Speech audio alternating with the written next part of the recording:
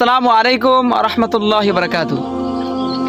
রাসূল সাল্লাল্লাহু আলাইহি সাল্লাম বলেছেন, একজন মুসলমান আর একজন মুসলমানের প্রতি 6টি হক আছে। একজন মুমিন আর একজন মুমিনের প্রতি 6টি হক আছে।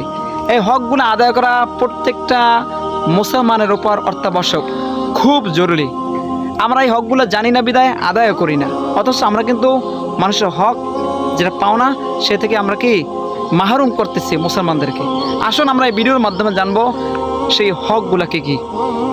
রাসূল সাল্লাল্লাহু আলাইহি সাল্লাম 1 নম্বর বলেছেন, কোনো মুসলমানের সাথে যদি দেখা হয় প্রথমে বলবা আসসালামু আলাইকুম ওয়া রাহমাতুল্লাহি ওয়া বারাকাতুহু। দ্বিতীয় নম্বরে হলো, কোনো মুসলমান যদি অসুস্থ হয়ে যায় তাকে দেখতে যাওয়া। এটা প্রত্যেক মানুষের জন্য জরুরি, দেখতে যাওয়া, খোঁজ খবর নেওয়া ওই মুসলমান কীরকমের আছে। তৃতীয় নম্বর, আল্লাহ রাসূল সাল্লাল্লাহু আলাইহি সাল্লাম বলেছেন, কোনো মুসলমান যদি হাসি দিয়ে আলহামদুলিল্লাহ